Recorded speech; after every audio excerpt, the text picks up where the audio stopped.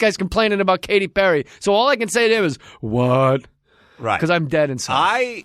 I think there's I think there's so much coming at us that we have to tune out. Yes. I think we're all tuned out, and we can't tune ourselves back in, number one.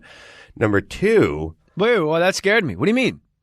There's so... Oh, once you completely... Look, there's so much coming at us that we can't even imagine. We got... But you and I have to stay plugged in. You mean the worker... Oh, the world.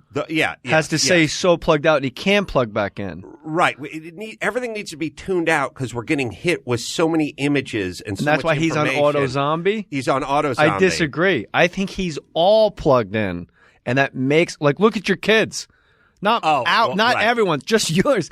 Look at your kids. Right. Nah, I didn't mean it like that with the kids. Nah, the kid. Listen, children is nice. They look at the computer. So, like, my 10-year-old looks at a computer and it's gone. Right. He's gone. And I got a 2-year-old where the world is happening in his eyes. Right. It's complete polar opposites. I think that guy at the sports point in the airport is so Facebook, so Twittered, so radioed, so podcasted, so television, so movied that the only way for the body to respond is, what? Right. When a human being touches you, not Manti Te'o's girlfriend, when an actually human says, I need something from you. What? Right. There's no Control-Alt-Delete for that situation. There's definitely that. I think it could be a combination of both because I don't know that our brain has evolved physiologically in the last 15 years, 20 years, but the information has evolved insanely. Yeah. The other thing I always thought about with cheating, like everyone is always talking about like these athletes in the third person, like Karl Malone. Got to get more rebounds out there, that kind of thing. Yeah, and it's timely and current. Made a joke about Go on, brought his name up the other day. I was the mailman. Now you don't work on Saturday or Sunday. I always thought the reason they do that is in case they ever get busted for cheating. Like their wife comes up to them and go, "You were fucking around when you were in Denver last weekend, or when you were in San Antonio, or whatever," and they'd be like, "Karl Malone doesn't fuck around, but I can talk to Karl Malone." If you like. Now, does it sound like the kind of thing Karl Malone would do? Nah, Karl Malone don't do that. Karl Malone don't do that. But you know what? Next time I see him, I would definitely bring that up. Ricky Henderson was the greatest of all time. Yes. Third person. Yeah. And Nomar Garciaparra and I became friends through chance meeting at an All-Star game when he was a rookie. Mm-hmm. And then it escalated into like at each other's weddings friendship. Mm-hmm. And he said when Ricky was on the Red Sox, he was not on deck, but he was no, he was on deck. For some reason, he was hitting behind Ricky Henderson when Ricky Henderson ran the Red Sox at the end of his career. And Ricky struck out. And as he walks past Nomar, and swore to me, big Catholic kid, said, as he walks by, he goes, "That's okay, Ricky. You still the best." He's fucking 48 years old on the Red. That's okay, Ricky. You still the best. I don't know who's a bigger in the douchebaggery department than Ricky Henderson. But I don't think I think he's truly like from the woods.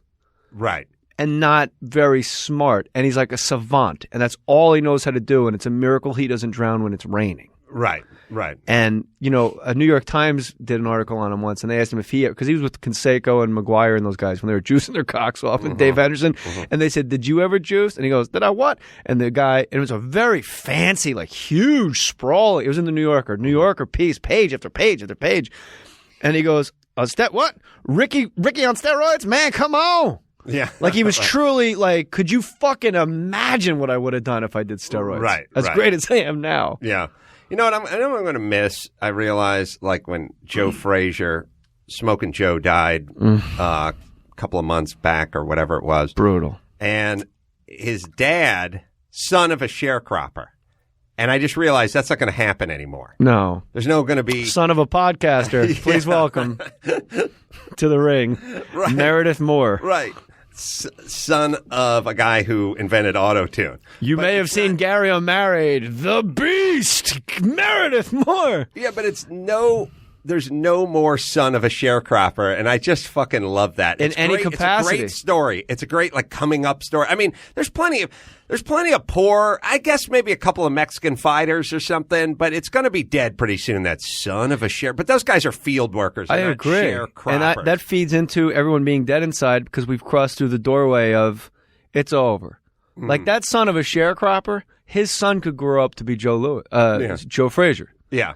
Yeah. That's the whole game, is Right. I'm going to provide something better. And guys like you and I on one end of the spectrum, we live in Hollywood. I'm on the west side, and our kids, they go to private schools, and they're just going to fucking take every penny we have. That's what kids do. Right. But everyone in the middle of the country is like, I'm doing 3 shifts at Bennigan's Right. just so my kid can be just as much as a douchebag as those guys that live in Malibu. Right. It just seems like the brain I'm completely into what you said about the brain the brain's the brain, and suddenly we just threw fucking shuttle astronaut technology at it. Yeah. And we're not all shuttle astronauts. There's a lot of dumb assholes out there that are Right. getting overloaded with I've heard you talk about it on your podcast about the iPhone. You're using a half of a billionth of 1% of what it could do. I look at other people's apps just when the phone's Right. resting. Right. And I'm like, what's that? What's that? Really? What's that? I'm Right. like, who? But then I come away from it going, and I think you would agree with me, who the fuck would ever use Star Walker? Like, what are you doing? Look Right. up, asshole. Yeah. Were you looking at stars on your fucking phone? Look up. I agree. Well, also, that iPhone has 10 times the computing power that the first space shuttle had. What which it is also- insane, and that lets us Yeah. know our brains didn't evolve between that first space shuttle and the iPhone. Our brains didn't grow any; they may have shrunk a little. But I yet think it we have also so has much an Adam technology. Carolla Show app, doesn't it? The iPhone. Yeah. Oh, thank you. What is the app? How do they get the app? Because I know there's a Mohr Stories app, and Yeah. we're gonna really tie our forces together here. I don't know. I think go to AdamCarolla.com and find out. All right, fair enough. I don't have it on my Okay, phone. Ralph. If that's what you're asking. You don't? No. What apps are on the Adam Carolla phone? Have someone go yell at Matt to just No, what app is on your phone? I don't know. We'll go get my phone. Oh, you really don't know offhand? I don't know all of them. But I you have a don't- lot? No, I don't have. Let me yell at Matt. Saw technology? I'm gonna yell at Matt. All right. I know one. Is that the More Stories app? Yeah. Matt! God, Grab my phone. come on, Matt. For crying out loud. Eddie Brill is a comic. He used to book the Letterman show, and he had a great joke. He said, for crying out loud, it sounds like an award they give out. And for crying out loud, the award goes to Eddie Brill. Andrew Furtado. Yeah, he got shit canned because some New York Times. Do you know that whole story? Mm-mm. New York, the guy books the Letterman show for 20 years. Nicest guy ever. Do you know Hold him? on. How do I find my apps? Jesus Matt? Christ, Adam. Do this on your show. I'm sorry. I mean, we're talking about son of a sharecropper. I bet Right. you know what? You're a man that works some hand me your phone. All right, I will here you go. tell the listener. So Because you are, as we learned, first of all, you have 256 text messages, which now I know why you have not returned mine. Oh, okay. Oh, can I tell you a real funny one? Yeah. You look for apps. Was looking through my text messages a couple of months ago. Saw one from Dickie Barrett from the Bosstones. Said, Adam, can you, Dickie from the Bosstones said, Adam, can you give me John Popper's number? We're recording a new album, and I want him to play the harp on it. I text him back, yeah, here's John's number. Hope it all goes well. He texts me back, I sent you that text 2.5 years ago. The album's been done. We finished the album 2 years ago. But thanks. You only have one app. I have one app. The rest is all standard. You have a calendar, you have the weather, you have notes, compass, calculator, clock. What is my voicemail? one app? Oh, actually, you have 3. You have a lap timer for when you're racing your cars. Yeah. Stitcher for podcast needs. Uh-huh. The board. I don't know what the board is.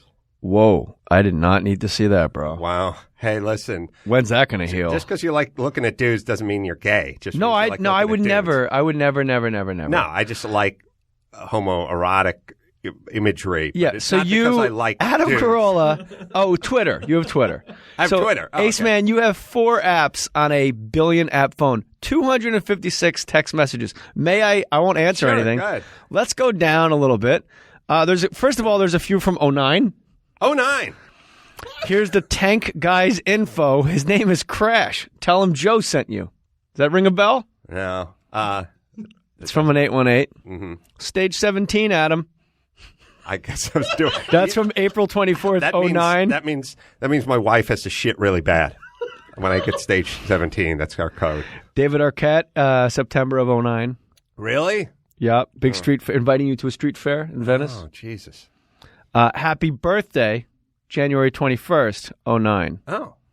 But there's no name on it. Oh. These are the ones that you've never even touched to see what was happening. There's one in there from the Bosstones. From Who's Bello Fratello? I don't know. Could I get a quote from you from my new book? Ciao, Bello Fratello. I don't know who that is. Well, I guess they didn't get the... Well, there's a lot. Did you ever think you'd write a great article in Playboy? Wishing you a very Merry Christmas. Ciao, my friend. From Bella. Yeah. I don't know who that is. I don't know who that is either. Well, I hope he's listening. That'd be great. Yeah. Yeah, see one from Dickie. Yeah. Here. So I think people are dead inside because they know that if all goes well, they can put a deck on their house. There is no more, I'm going to make it. Mama, can you hear me? Yes. Yeah, no, And dolls to make you sparkle, Neely. There's two things I want to say. Yeah. One is, please, when you have reached the age of 50 and you're in your horrible dead-end job, they should go Logan's Run on your ass. Because there's no way you're going to be super effective. Like, we all know that thing where it's like, you can work at McDonald's when you're 16 because you're young and you're or 66 or moving on, or 66. That's right. What you can work at Home Depot from 17 to 24 and then from 69 to dead. But anywhere in between just means you're not going to do your job well, because when you're 52 years old and you're wandering the aisles of Home Depot, you're not going to be a fountain of knowledge for me, because you don't have any interest. When you're standing at a parking lot, you're taking tickets at a parking lot and you're 50 years old, you're going to be shitty. I'd rather have a 17-year-old kid running and valeting and doing whatever than that guy who's completely lost interest in his life. There's nowhere to go. Then why is unemployment at 9% if every foreigner in the world has driven you, me, and our wives and all of our friends to every airport? Anytime we've been down Imus, I'm going to take it down 6th Avenue, everything will be nice. Yeah. Why can't you just get, Danny from Van Nuys to pull that job off instead of smoking pot on his mom's couch? Hey, listen. Because you can't put down the pot. It's the same. Look, I worked construction in Los Angeles for more than 15 years and maybe 20 years, like on and off. Never worked with a brother. Not once. Why do you think that is? Well, it's my policy. I know it sounded like I was going a different direction there. No, because that's for Mexicans, and it's like every job site's 15 Mexicans and 3 racists named Mike. Yeah. That was every single job I worked on. But brothers are like, I'm not a slave. I don't dig holes. I don't carry bricks. Like, those days are done. So they're like, fuck that. And my point is you're right. Now be a lawyer. It's not fuck that no, and sit nothing. around the house. Yeah, it's do that or, how would Jimmy the Greek suss all this out? Well, they have hollow bones, so it makes it tough on scaffolding, on construction. Because I know Larry Merchant is Adam, a black man doing construction. Certainly his DNA would have to be reconstructed. That's why the Mexican men carry twice their weight, not unlike the Viet Cong. Adam? You're like, I don't know what the hell that was, but thank you, Larry. Yeah, no, I'm saying all I work with white guys and Mexicans. I've never worked with a Jew. I've never worked with an Asian. I've never worked with a black. And all those. So there's certain jobs that certain people ain't doing. And I don't know why. I suspect in the black community, that shit feels way too close to makes what sense. great-grandpa was doing, neither one of us know, but peripherally what you're saying makes sense. Yeah. And I don't know why there aren't white guys. I would do that picking strawberries and shit up in Oxnard. Mm-hmm. I would be, all I think every time I drive, I'm like, Chucky, you go up to 101, you're like, I'd be so fucking tan. Yeah. I would just have my shirt off all day, and I'd work Traps 2 weeks. Lats. I'd work 2 weeks, and I'd be out of there. It just and people traps be like, and lats. because you never sun your back, you never tan your back, you lay on your back, you look up at the sun, or you look at your app with a picture of the sun on it. Also, if I pick strawberries, be like, one for the basket, one for me, one for the bushel, one for me. Strawberries. 2 for the bushel, 1, 2 for me. Like that Little Rascals count. I'd break it down that way. That's called wetting my beak. But wetting my bushel beak. Don't I? I just wet my beak a little bit. Come on. I wasn't stealing. A little bit. I need vitamin C. They'd move me to green beans or something. I'd be really bummed out. And I'd have to. You're like, look, I bend down. I'm not a reacher. I'm a bender. Yeah. Yeah. I also like that thing. I like the thing that shakes the tree. Amazing. Like the thing that's just like. Led Zeppelin wrote about it. They did? No, but it's like, come on, let me me shake your tree, baby. Oh, yeah. It's all like there's like four bands that were in on that. Steve Miller wrote about it. Yes, sorry. Oh, let me